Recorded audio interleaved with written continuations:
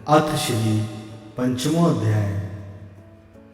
अर्जुन बोले, हे कृष्ण, आप कर्मों के संन्यास की ओर फिर कर्म योग की प्रशंसा करते हैं, इसलिए इन दोनों में से जो एक मेरे लिए भली भांति निश्चित कल्याणकारक साधन हो उसको कहिए।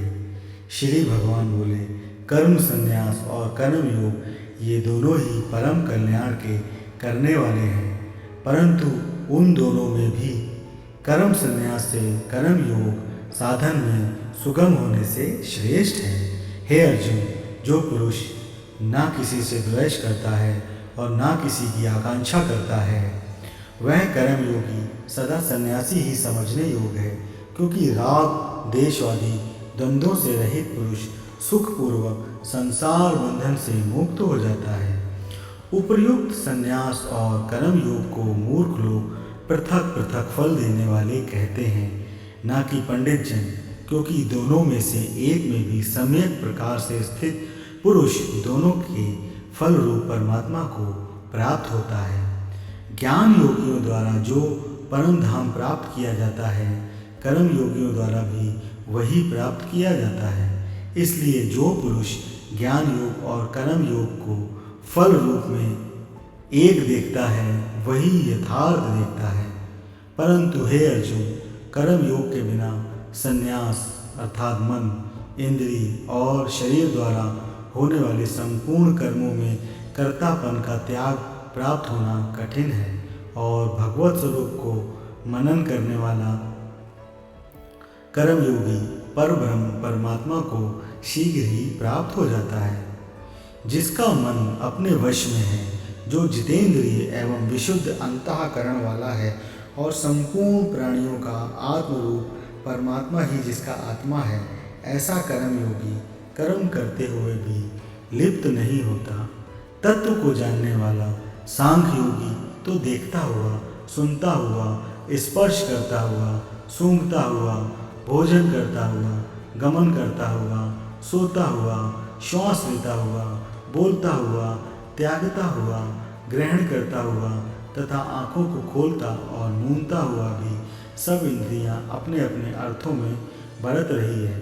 इस प्रकार समझकर निसंदेह ऐसा माने कि मैं कुछ भी नहीं करता हूँ। जो पुरुष सब कर्मों को परमात्मा में अर्पण करके और आसक्ति को त्याग कर कर्म करता है, वह पुरुष जल से कमल के पत्ते की भांति पाप से लिप्त नहीं होता।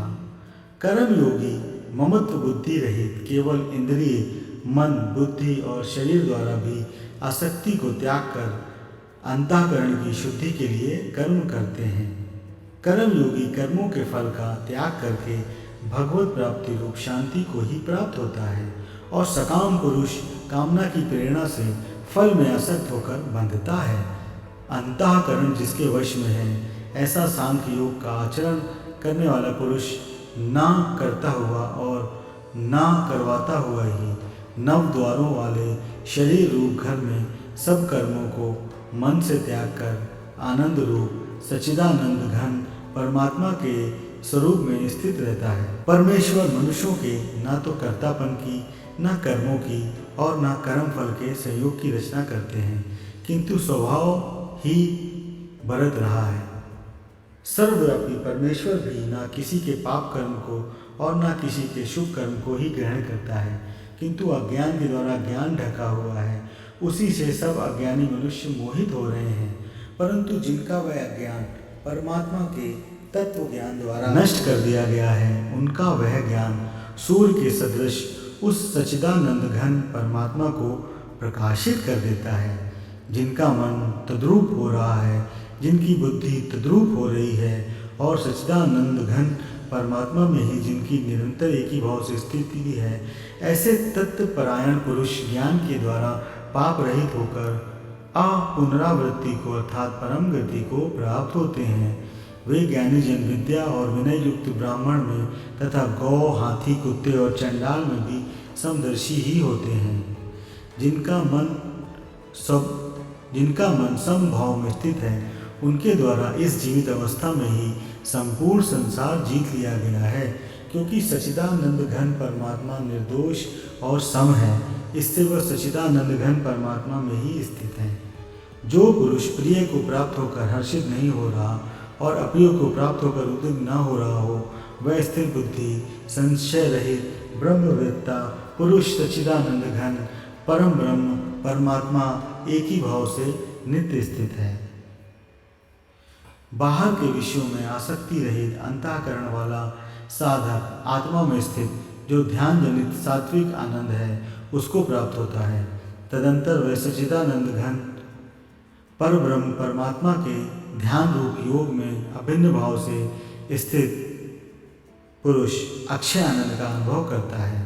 जो ये इंद्रिय तथा विषयों के संयोग से उत्पन्न होने वाले सब भोग हैं, यद्यपि विषयी स्वरूप को सुख स्वरूप भासते हैं तो भी दुख के ही हेतु है और आदि अंत वाले अर्थात अनित्य हैं। इसलिए हे अर्जुन, बुद्धिमान विवेक की पुरुष उनमें नहीं रमता। जो साधक इस मनुष्य शरीर में शरीर का नाश होने से पहले ही काम क्रोध से उत्पन्न होने वाले वेग को सहन करने में समर्थ हो जाता है, वही पुरुष योगी है और सुखी है। जो पुरुष अंतरात्मा में सुख वाला है, आत्मा ही रमण करने वाला है तथा जो आत्मा में ही ज्ञान वाला है, सच्चिदानंद घन परम ब्रह्म परमात्मा के साथ एक ही भाव को प्राप्त सांख्य योगी शांत ब्रह्म को प्राप्त होता है। जिनके सब पाप नष्ट हो गए हैं, जिनके सब संशय ज्ञान के द्वारा निवृत्त हो गए हैं, जो संपूर्ण प्राणियों के हित में रत है, जिनका जीता हुआ मन निश्चल भाव से परमात्मा में स्थित है, वे ब्रह्मवेत्ता पुरुष शांत ब्रह्म को प्राप्त होते हैं।